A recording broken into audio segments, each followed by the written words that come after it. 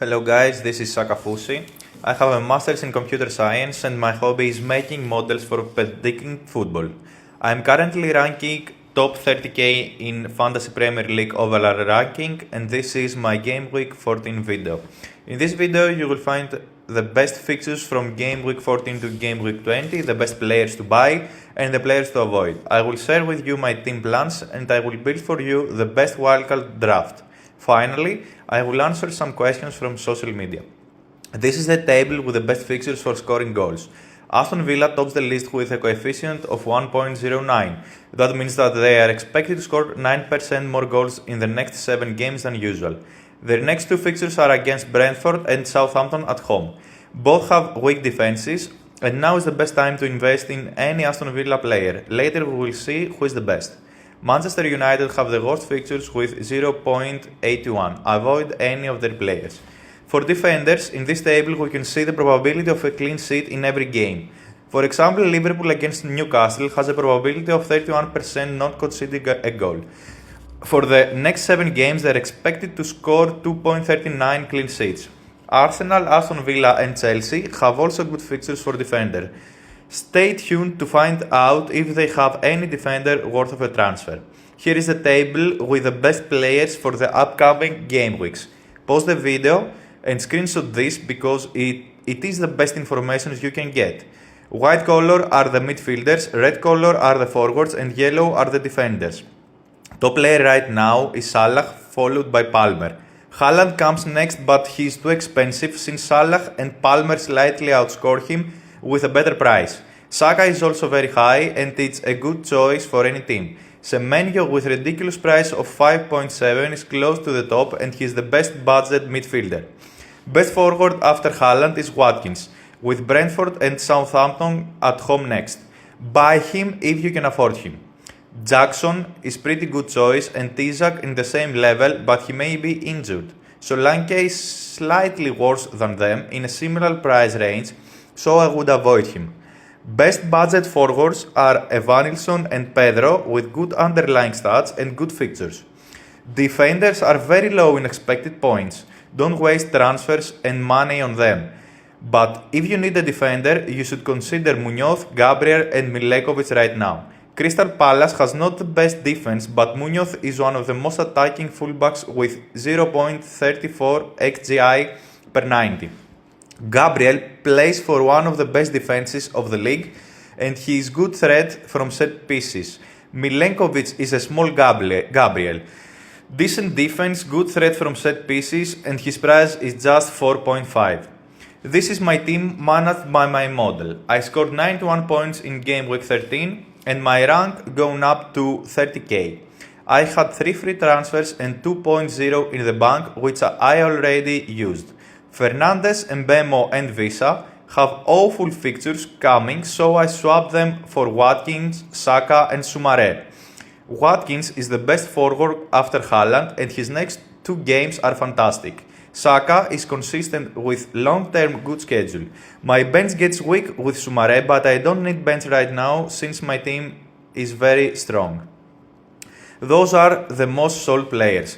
Konate and Isaac are injured and it's a logical decision to sell. Mbembo has very tough schedule ahead and he was very disappointing recently. Haaland and Gvardiol are too expensive for what they offer right now. If I had any of those players, I would sell except for Isaac. His injury is not serious and he has good quality and fixtures ahead.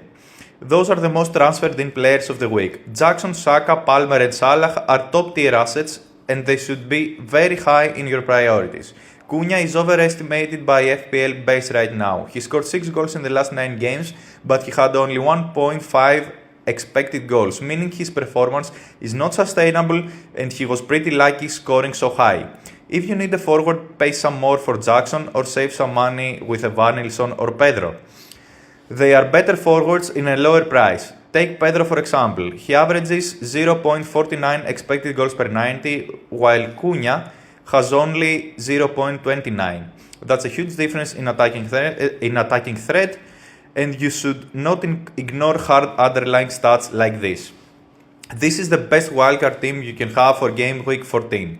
Sels and Fabianski are the best cheap goalkeepers and you should always go cheap in this position. Invest the money in attackers.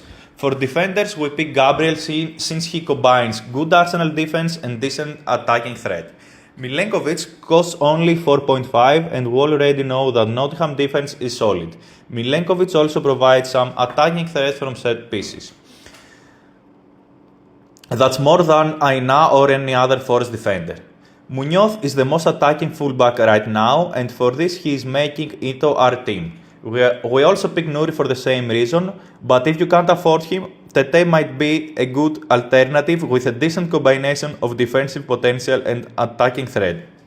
Faez is just a 4.0 defender that will probably never make it into the first 11 and makes money for the rest of the team. Our midfield is stuck with Salah, Palmer and Saka, who are arguably the best midfielders right now. Semenyo joins them since he provides the best value for money. Kudus makes it into the team barely with decent underlying stats and fixtures. Instead of Kudus, you could pick Mitoma if you like more. Buonanotte on 5.0 is also decent if you are poor. In the forward line, Watkins and Jackson are the best and we want them both.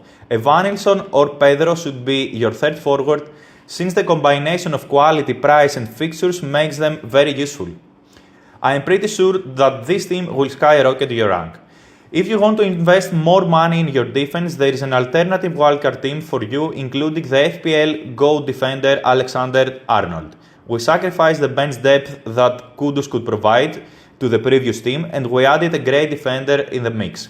This team can score more points than the previous, but an injury or suspension can ruin your plans. Avoid those players. They seem to be very popular in the FPL community, but they don't worth the investment.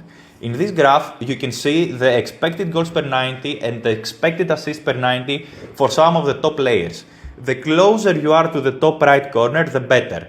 As you can see, all the players in the red rectangle are the ones to avoid. Their expected goals and assists are low. In addition, some of them are very expensive, like Son for example, or they have poor fixtures like Wood. Invest in players that are cheaper, better, or have easier fixtures. Let's see some of your social media thoughts. Many of you are thinking about replacing Mbemo with Bowen. That's not a smart choice. Take Semenyo for example, who is a lot cheaper than Bowen. He has 0.46 expected goals per 90, while Bowen has only 0.21. Yes, Bowen has good fixtures, but Semenyo has great fixtures too, better stats and better price. With 0.21 expected goals per 90, no midfielders should be in your team. Are these the best forwards right now? Cunha averages only 0.28 expected goals per 90. Another forward, cheaper than Cunha, has 0.56 expected goals per 90. That's a huge difference. Evanilson has better underlying stats and slightly better fixtures. He's also a bit cheaper. Don't go for Cunha. Invest your money in Evanilson or Pedro if you need a cheap forward, but buy Jackson if you have more money. On the other hand, Visa is a good striker indeed, but his fixtures are awful. Videos like this takes days of work and a lot of scientific expertise. If you want to see more content like this, please show us your support with a like or a sub. Good luck to your teams. May the variance be with you.